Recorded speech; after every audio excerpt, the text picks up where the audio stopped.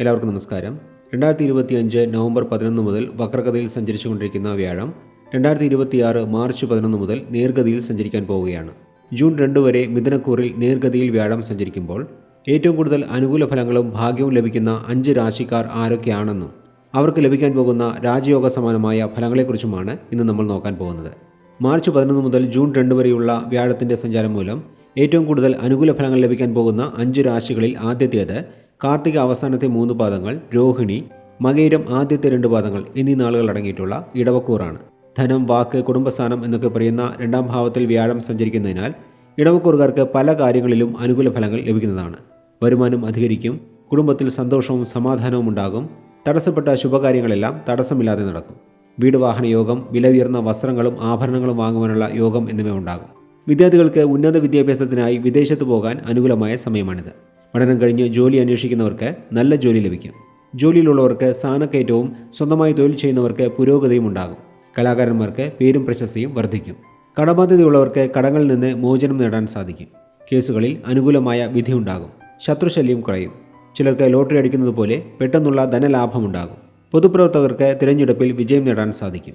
മൊത്തത്തിൽ നോക്കുമ്പോൾ ഇടവക്കൂറുകാർക്ക് ഈ കാലയളവിൽ സാമ്പത്തികപരമായ കാര്യങ്ങളിൽ തുടങ്ങി എല്ലാ കാര്യങ്ങളിലും പൂർണ്ണമായ അനുകൂല ഫലങ്ങൾ ലഭിക്കുന്നതാണ് എന്ന് പറഞ്ഞുകൊണ്ട് ഇടവക്കൂർ ജനിച്ചവരുടെ ഫലങ്ങളെ ഇവിടെ നിർത്തുന്നു. ഇനി രണ്ടാമത്തെ ഭാഗ്യരാശി ഏതാണെന്ന് നോക്കാം. വ്യാഴമാറ്റം മൂലം ഏറ്റവും കൂടുതൽ ഭാഗ്യം ലഭിക്കാൻ പോകുന്ന രാശികളിൽ രണ്ടാമത്തേത് ചിങ്ങക്കൂറാണ്. മകം, പൂരം, ഉത്രത്തിൻ്റെ ആദ്യപാദം എന്നീ നാളുകളാണ് ചിങ്ങക്കൂറിൽ അടങ്ങിയിട്ടുള്ളത്. മാർച്ച് 11 മുതൽ വ്യാഴം ലാഭസ്ഥാനത്ത് നേർഗതിയിൽ സഞ്ചരിക്കുന്നതിനാൽ വളരെ നല്ല ഫലങ്ങളാണ് ചിങ്ങക്കൂറുകാർക്ക് ലഭിക്കാൻ പോകുന്നത്.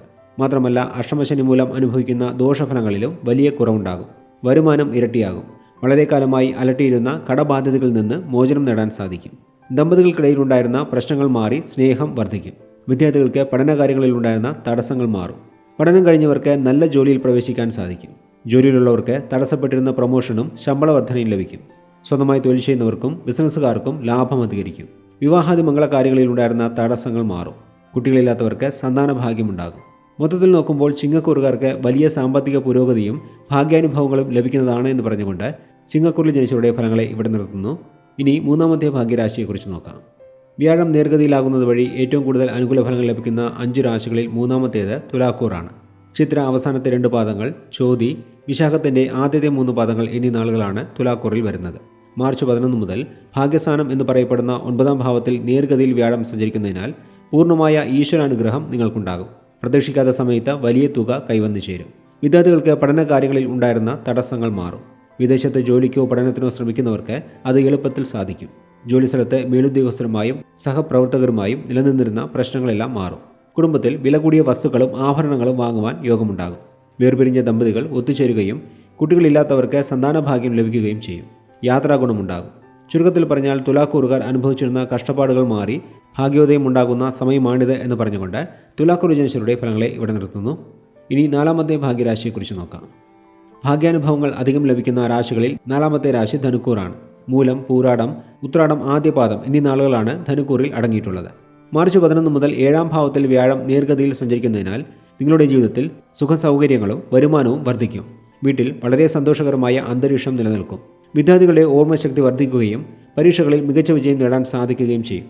ജോലിസ്ഥലത്ത് നിങ്ങൾക്ക് അർഹതപ്പെട്ട സ്ഥാനക്കയറ്റവും ശമ്പള വർധനയും ലഭിക്കും.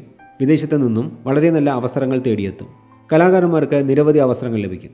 ബിസിനസ് വിപുലീകരിക്കാൻ ആവശ്യമായ ബാങ്ക് വായ്പകൾ എളുപ്പത്തിൽ ലഭിക്കും. സമൂഹത്തിൽ നിങ്ങളുടെ വാക്കിന് വിലയുണ്ടാകും. മൊത്തത്തിൽ നോക്കുമ്പോൾ ധനുക്കൂറുകാർക്ക് ഏറ്റെടുക്കുന്ന കാര്യങ്ങളിലെല്ലാം വിജയവും സാമ്പത്തിക പുരോഗതിയും ലഭിക്കുന്നതാണ് എന്ന് പറഞ്ഞുകൊണ്ട് ധനുക്കൂർ ജനിച്ചവരുടെ ഫലങ്ങളെ ഇവിടെ നിർത്തുന്നു. ഇനി 5ാമത്തേതും അവസാനത്തേതുമായ ഭാഗ്യരാശി ഏതാണെന്ന് നമുക്ക് നോക്കാം. വ്യാഴമാറ്റം മൂലം അപ്രതീക്ഷിത നേട്ടങ്ങൾ സ്വന്തമാക്കാൻ പോകുന്ന 5 രാശികളിൽ അവസാനത്തെ രാശി കുംഭക്കൂറാണ്. അവിട്ടനാളിൻ്റെ അവസാനത്തെ 2 പാദങ്ങളും ചതയവും പുരുട്ടനാളിൻ്റെ ആദ്യത്തെ 3 പാദങ്ങളുമാണ് കുംഭക്കൂറിൽ വരുന്നത്. മാർച്ച് 11 മുതൽ വ്യാഴം 5ാം ഭാവത്തിൽ നേർഗതിയിൽ സഞ്ചരിക്കുന്നതിനാൽ അത്ഭുതകരമായ മാറ്റങ്ങളാണ് നിങ്ങൾക്ക് ലഭിക്കാൻ പോകുന്നത്. ജന്മരാശിയിലെ രാഹുവിൻ്റെ സഞ്ചാരം മൂലം അനുഭവിക്കുന്ന ദുരിതങ്ങളെല്ലാം ഇല്ലാതാകും. കുടുംബത്തിൽ സന്തോഷം വർദ്ധിക്കും. ആരോഗ്യ പ്രശ്നങ്ങളുണ്ടായിരുന്നവരുടെ ആരോഗ്യം മെച്ചപ്പെടും. വിവാഹം കഴിഞ്ഞവർക്ക് സന്താന ഭാഗ്യം ലഭിക്കും. ഷെയർ മാർക്കറ്റ്, ലോട്ടറി തുടങ്ങിയ മേഖലകളിൽ നിന്നും അപ്രതീക്ഷിതമായ സാമ്പത്തിക നേട്ടങ്ങളുണ്ടാകും. പൊതുപ്രവർത്തകർക്കും കലാരംഗത്തുള്ളവർക്കും സമൂഹത്തിൽ വലിയ അംഗീകാരവും പ്രശസ്തിയും ലഭിക്കും.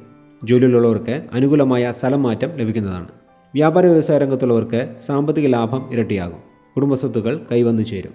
കേസുകളിൽ അനുകൂലമായ വിധിയുണ്ടാകും. കടബാധ്യതകൾ വേഗത്തിൽ തീർക്കാൻ സാധിക്കും. മൊത്തത്തിൽ നോക്കുമ്പോൾ കുംഭക്കൂറുകാർക്ക് വലിയ മനസ്സന്തോഷവും സമ്പത്തും ലഭിക്കുന്ന സമയമാണിത്. മാർച്ച് 11 മുതലുള്ള വ്യാഴത്തിൻ്റെ നേർഗതി സഞ്ചാരം എല്ലാവർക്കും നന്മകളും ഐശ്വര്യവും നൽകട്ടെ എന്ന് പ്രാർത്ഥിച്ചുകൊണ്ട് ഈ വീഡിയോ ഇവിടെ നിർത്തുന്നു. നിങ്ങളുടെ സംശയങ്ങളും അഭിപ്രായങ്ങളും കമൻറ്റ് ചെയ്യുക. എല്ലാവർക്കും നന്ദി, നമസ്കാരം.